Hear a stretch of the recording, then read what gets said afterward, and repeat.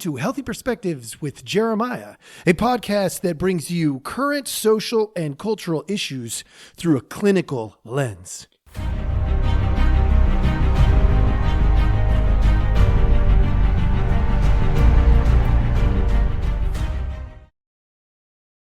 Hello. Welcome back. For those of you who are joining us again, thank you. If you are joining us for the first time, we appreciate your time. Today, I'm going to get right after it.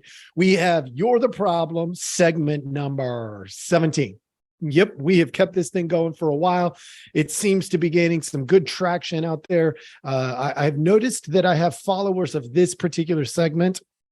So I think I'm going to probably keep it going because it's really helpful. Remember, this segment is about empathy training, right? The idea is to practice empathy. So I pick difficult things that are coming up in the culture, and then we empathize. Sometimes that's me pointing to where people in the videos that I'm talking about are the problem.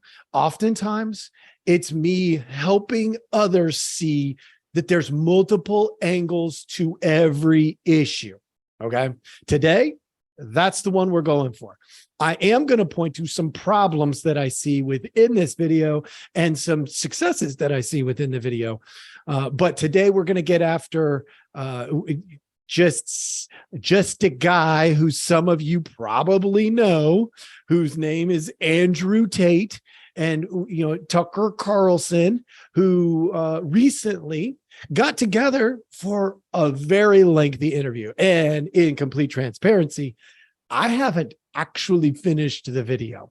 I am about an hour and a half, or they're a little more than an hour and a half through, but I've got so much content in terms of You're the Problem that there's just no way I'm going to hit it all. So I have already had to narrow it down in order to create something that is going to be palpable in my particular podcast. So without further ado, which means, hey, there's a chance that maybe I'll come back and do the latter parts or pick up some of the things that I wanted to do that weren't in this particular one.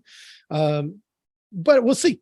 We'll see. So if you got comments or questions, please let me know. If you want me to go back and address something in particular from it, let me know.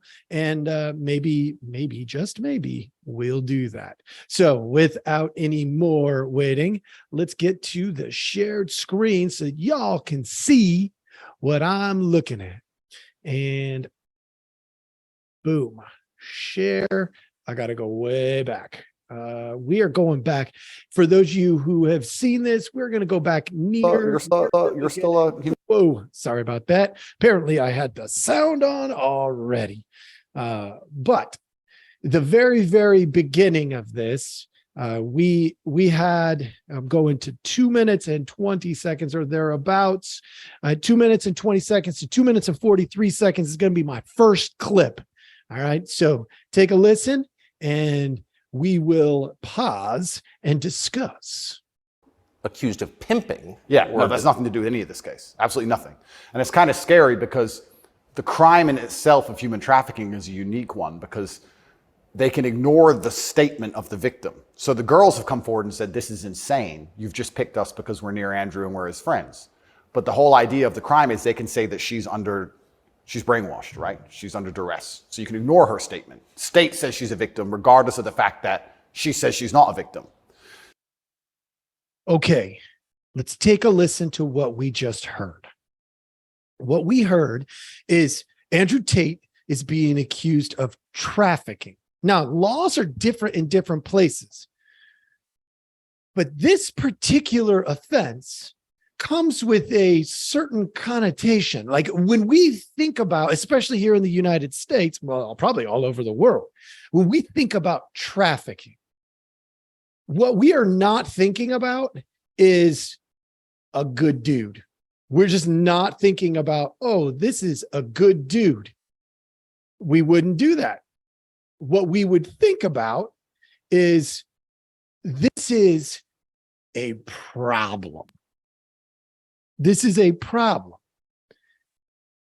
And he is put in this position. So let's empathize with him for a second. Let's say for a moment regardless of what you believe, let's say he did not traffic anybody. What's the stigma that's going to be on the rest of his life? As an innocent man, we're assuming for a second, he's an innocent man. That's a rather hefty stigma. It's like a man being accused of taking advantage of women.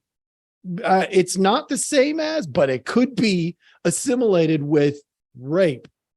It could be, anything that makes you go creepy. And that is the stigma that he would have for the rest of his life, even if it's determined that he's innocent. That's a big, hefty accusation. Why did I stop here? Because I wanted you to think about that. That's a problem. That's a really big problem. Now, if he's guilty, there's no problem with it. The problem only exists if he's innocent. Okay. Let's take a look at the girls, the TikTok girls. If, let's say this was all played out and they were doing this because they wanted attention from Andrew Tate, which is possible, that they were willingly coerced, let's say. That's an interesting issue because, well, first of all, they got to prove the financial stuff, and to be real, when somebody is potentially idolized in the media or in different things, when there's an idolizing process going on, people will do things that they probably shouldn't do. Matter of fact, let's put this in perspective.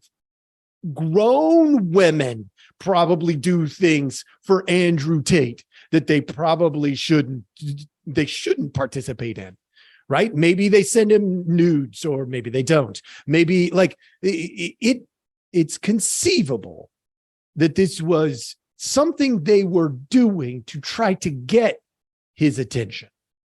And maybe something they did get his attention. And so they did more of it. That's called an echo chamber, folks. So really, where is the coercion coming from? It's an interesting idea. What if the coercion is actually more to do with TikTok than with Andrew Tate? Because they're creating the system that when attention is received, it demands more. Well, for that matter, you could look at things like Instagram, Facebook, Twitter, LinkedIn, name your favorite of the day, Snapchat, and you could say the same thing. So are these companies then being looked at as coercive companies? Are they being sued, prosecuted? It's an interesting question, folks. And if you can't see that, you're probably part of the problem. Okay. Next scene. Let's see what we got here. I'm going to go back to share that screen. Hopefully I'm a little smoother on it. Go around for those of you who are following. I apologize. I'm doing the very best that I can. I am going to go to, happens to be right here. So it's very interesting because the difference between sex and rape is consent, right? Right. But they remove all of that. They're like, nope, you're a victim. No matter what you say, we're deciding you're a victim. And they've chosen them. And of course, these girls do nothing pornographic. They've never had sex with anyone, nothing to do with that. So they've picked TikTok. So it's scary. Imagine you're a full-grown man anywhere in the world today. They can find two girls who have TikTok on their phone, which is every single female on the planet, and they can accuse you of forcing them to take the TikTok money. And even if the girls say they didn't do that, this isn't true, then you're still a human trafficker. But force. Ooh, let's pause right there. All right, folks. The difference between rape and sex is consent, except with people who can't consent. So I go back to this and I empathize with them and I say, okay, if they're doing this stuff of their own free will, but they are not of the age to consent, then I guess my question would be, where's the oversight? Who's managing that? Is TikTok saying, hey, you cannot participate on our platform unless you're of the age to consent? Well, are they not only saying that, but also managing it, making it a reality? Because if they're not, is Andrew Tate the problem or is TikTok the problem? It's an interesting question. If you can't see that, you might be part of the problem. Now, it is really fascinating that these girls that he's talking about would say he didn't do anything. He's our friend.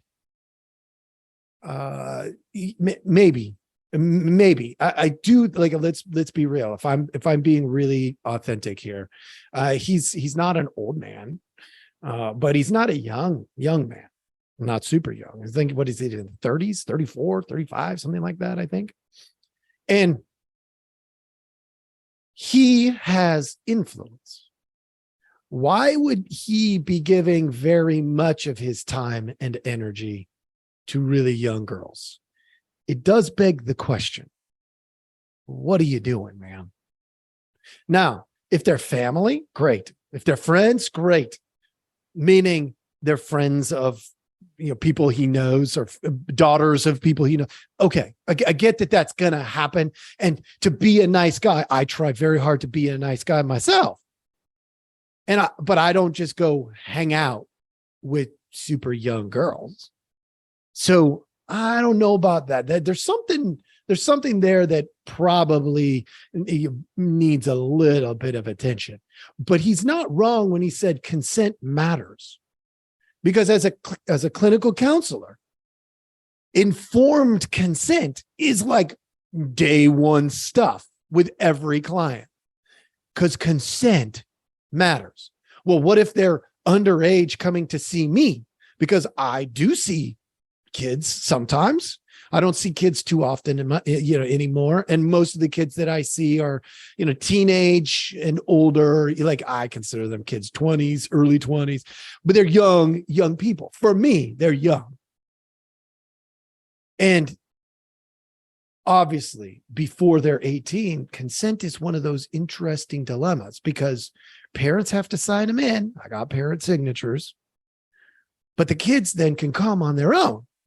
And we're hanging out. We're like doing therapy stuff. They're talking to me about their life and the things going on in their world. It's informed consent. So consent is a big deal. If you haven't seen the whole consent, the consent T video, you should go watch it, because consent is a big deal, no matter the age. But what really is interesting here, from my vantage point, is how do you have informed consent on a platform like TikTok when two people who are using the platform interact? That's really difficult, maybe near impossible, maybe impossible to manage for TikTok, for Andrew Tate, for anybody else that's on the platform. And yet, who reads the expectations and the guidelines of the community? Usually they're read once somebody screws something up. And sometimes not even then. So that's a tough one. And if you can't see the challenge in that, let's be real, you might be part of the problem. We're going to skip ahead to a later scene. Oh my gosh, time is just ticking away. For those of you who are following along, I am going to head up to the like 8-minute mark. We are going 8. I'm looking for 8:03. I believe, yep, 8:03. Oh, it's going to be tough. All right, so let's blow this up and see what we can come up with here. I'm getting close. Sorry for the delay. Okay. We're going to back it up a little from there. All right. Forget it. We're just going to go from here. I'm looking for the 8:03 to 8:26 mark. Saying, no, you're brainwashed. It is true. And I went to jail. So how is the state, so the state is trying to coerce the women. So how is the state not committing human trafficking by the same definition? Well, absolutely. It's very interesting. It's very interesting that you can sit someone down and tell them they're a victim when they say they're not a victim. You're a victim of being coerced, and we're going to try to coerce you into conceding you were coerced. Exactly. It's a very interesting scenario. And okay. Yeah, and it's a very interesting. Oh my goodness. For those of you who are watching this, I got to tell you, I'm going to get after the first thing. The first thing I want to get after, their body language. I do not like this 23-second section. I don't like it. I don't like it at all from a therapeutic lens. Because yes, they're frustrated. I get the frustration. Okay, let's empathize with their frustration. But their mocking nature of coercion, let's be real. When somebody comes along and they had been coerced and they feel allied to their perpetrator, it is not easy to pull them out of the depths of that ally relationship, that loyalty that they feel like they have to that adult, especially when it's a kid to an adult. Unfortunately, I have encountered this in my practice. This idea that, somebody was in a really bad situation and they got really attached, even though the situation was heinous, terrible, awful, no good. And it takes a lot to bring them along their journey to their own realization of what really occurred. So to mock that, not a fan. Now, if he's innocent, I understand the frustration. That part I'm okay with. Like from a therapeutic lens, when I empathize, I can empathize with that. But we have to be really, really careful about navigating into a space where we are now saying, if you were coerced, you cannot be encouraged to do your healing, because it's a very fine line between that and what they are talking about. What they are talking about, what they're working, I believe, from the presumption of innocence, in which case it's an awful process. But we can't do that if there's an actual victim. If there's an actual victim, because empathize with the victim for a second. They're put through this, this torture, but they don't realize it's torture. Maybe they're part of a community that takes advantage of them. Maybe that's a physical abuse, sexual abuse, and now they're not in it, and they're learning reality all over again. That kid is going to take time, gentle growing over a period of time to be able to acknowledge the reality of their situation. It's not something we would want to mock. Not ever. Not ever.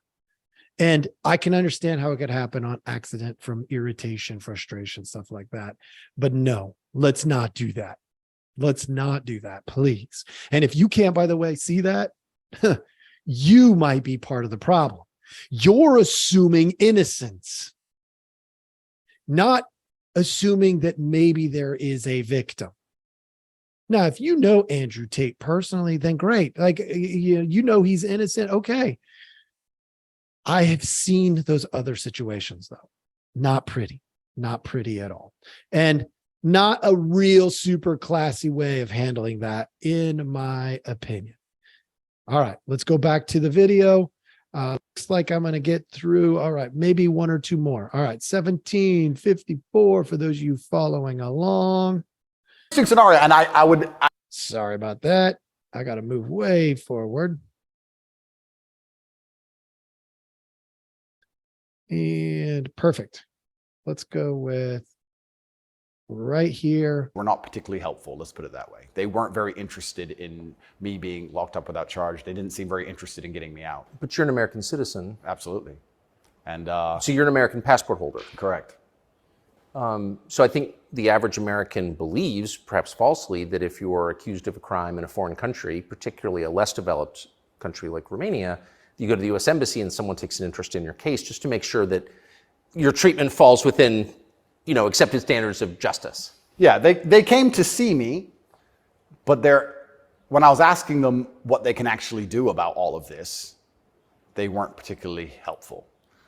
I don't want to peddle conspiracy theories, and I've heard a lot of information, etc. But I wouldn't say they sanctioned it. I don't know if they had to sanction it, but they weren't particularly interested in getting me out. But at least they came to see me more than once. I mean, they kind of pretended to care. The UK embassy didn't even pretend to care. The UK embassy was, I really think they enjoyed it. Let's talk about this part for a second, folks. This is somebody who is expressing abandonment. From a therapeutic lens, when we address abandonment, this is what it looks like. Now, yes, this is on a large scale. He was abandoned by his tribe. That's what he's saying right there. And that's a problem. Look, when somebody is abandoned by their tribe, it does create a what the heck do I do moment. It does create that. And that is a problem. That's a challenge that he had to endure. If you can't empathize with that, just imagine for a moment you, as an American citizen, let's say, most of my audience is here in the US. As an American citizen, you are traveling abroad and something happens and the embassy finds out that you are being held because they thought you were trying to, I don't know, steal something or, whatever, fill in the blank, anything. And so they detain you. And the embassy shows up, or maybe worse, doesn't show up.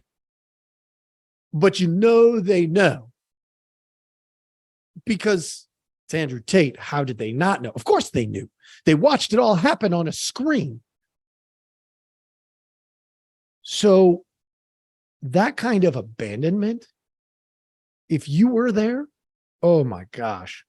Just imagine for a second, if you can't see that, you are part of the problem. So let's take a look at the state thing that he's talking about. Okay, so he's British American, and the British embassy did nothing as far as he could tell. Why would they want to distance him from them? Let's empathize with that. Well, if they're presuming guilt, that would make a lot of sense. If your people assume you are guilty before they have the facts, well, let's just be real. That's totally anti-American. but it's also poor friending. When your friend does something stupid, do you assume they meant to harm you? I mean, if you got friends that assume that, you probably have some issues. If you can't see all of that, you are part of the problem. I'm going to show you one more. This one's total tangent, but hang in there with me. We're going to go up to 58. Hold on a second. They didn't. And you're a 58. This is really interesting. I'm going to give you a little bit of a heads up of what's going on here. He goes down this path that I find really interesting. If you haven't seen The Matrix, the movie, that was the prelude. Okay, so that was the seconds leading up to this, was him really talking about the Matrix. Okay, so his on their mind right there is they are coming out of this. There are people who are in control, and they have more controls than you think. So that's the lead up. I'm gonna get to the other part when we're done. I want you to hear this out though. Games all day. They smoke weed on stream. They talk garbage. It's a bunch of drama back and forth like girls. I'm the only influencer or streamer who's genuinely talking about making money, because you need to have money to escape the matrix. It's very hard to resist enslavement when you have to pay the bills. Getting physically strong, because a strong body is a strong mind. Standing up for yourself, self-motivation, all these things. I'm talking about genuinely positive things. Very few people are. And I think that is an extremely important message that needs to be told. And I'm not going to stop doing it because I know I'm genuinely helping the world. And they're going to try and punish me for it for the rest of my life. I think. What is he saying right there? What he is telling you is he believes himself to be a moral man. Now, this is a challenge, because when we claim morality, if we don't also claim our flaws at the same time, we become not believable. Because let's be real. If you listening to me right now are a moral person, and you can think about the last time that you were speeding down the highway, or the last time you told a lie and you called it a little lie, or the last time that you dressed provocatively to draw attention, or maybe the last time you flirted when you were a married guy or girl.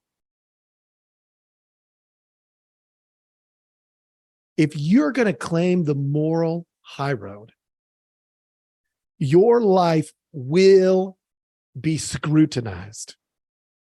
It will, 100%. I work really hard to be a moral character. I've lied before. I work really hard to make sure that my truth is always spoken as I see it, not as I want to see it.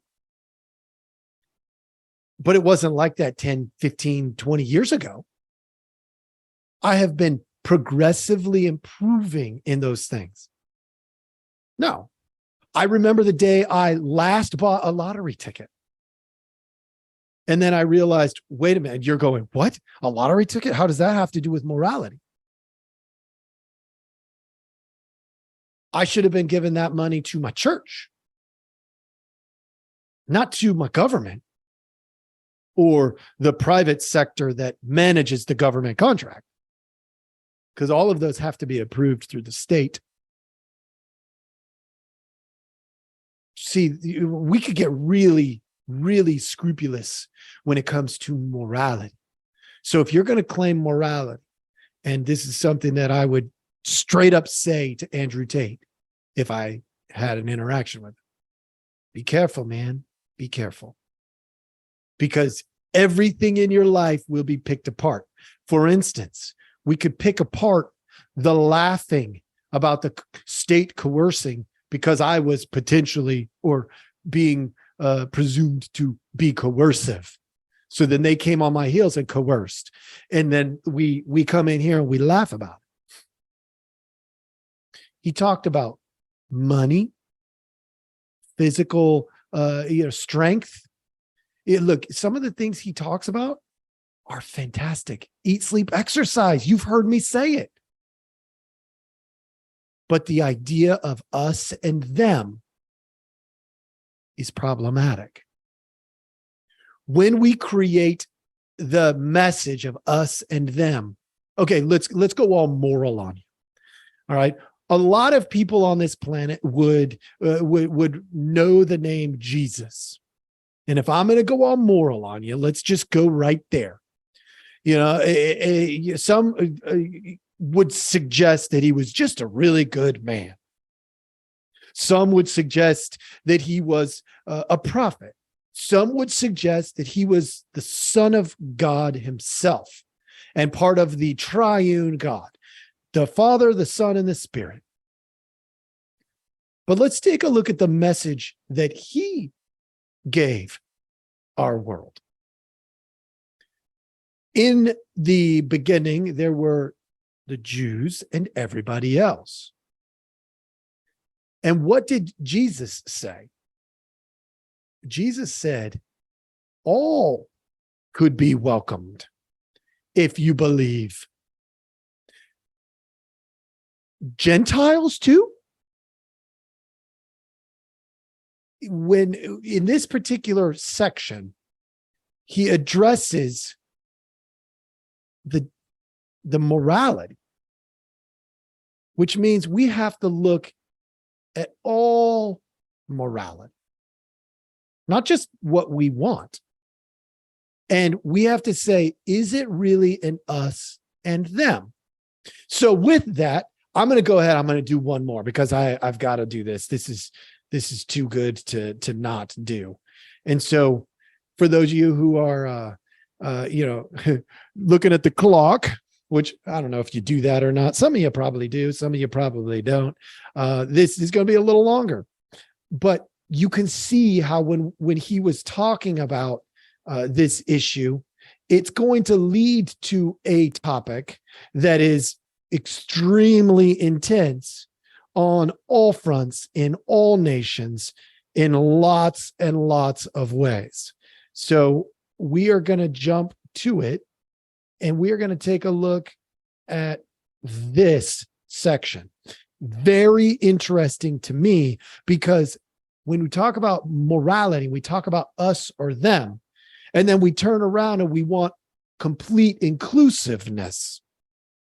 It does raise a friction point.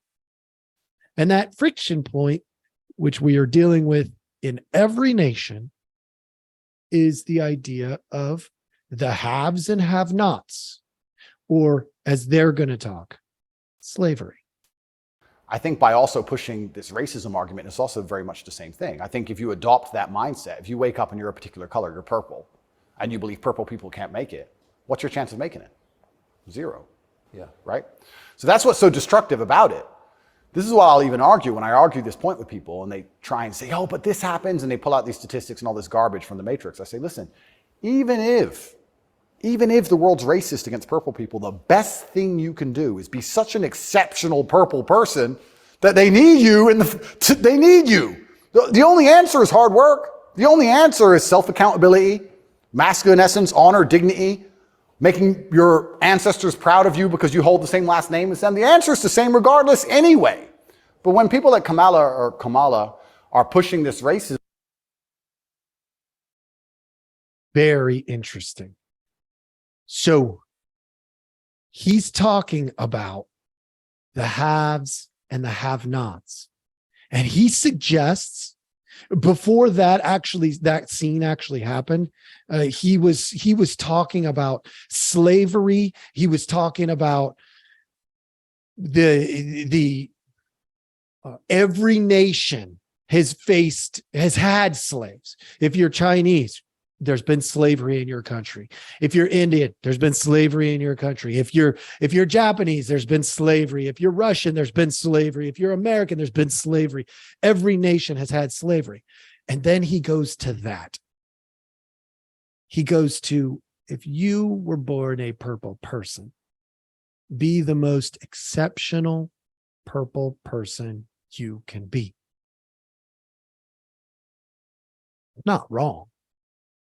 And if you can't see that, you're part of the problem.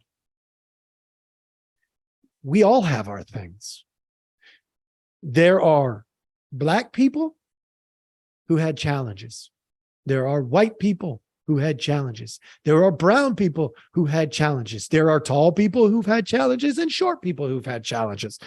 There are people who can fit under the doorway without ducking, and there are people who can't.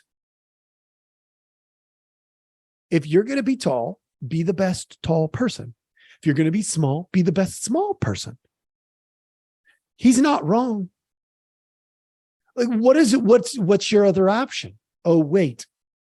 Your other option is to cave in and be the victim.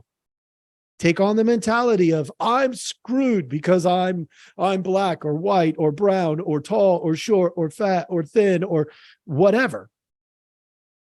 I'm the victim. Poor me. If you can't see that massive problem that's going on all around us, then 100% you are part of the problem. Because that is an unacceptable way of living life. Poor me, poor me. We cannot accept that as the best option. Do not accept that as the best option. If you have a lot that is given to you on a silver platter, then you better use that to do the very best you can so that others can benefit from the things you create. If you have nothing handed to you at all, and you have to earn every single thing, then get to earning, because it's not going to happen on its own. And if you roll over and wait for it to happen on its own, you're part of the problem.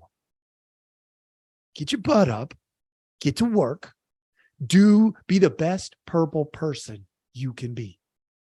I actually love that. I think that's fantastic messaging. There might have been a lot of things in there you didn't like, maybe some that you did, but that's fantastic messaging. It checks all the clinical boxes. Why do you go to a counselor ever? To be the best purple person you can be. And with that, hey, think about it. Be part of the problem, part of the solution. It's up to you. You're going to choose one or the other.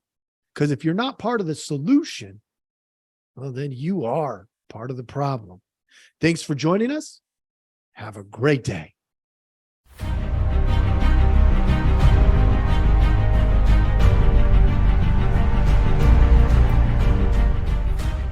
Thank you for listening. We hope you enjoyed the show. Take a look at the details of our podcast for links to our website and other helpful information.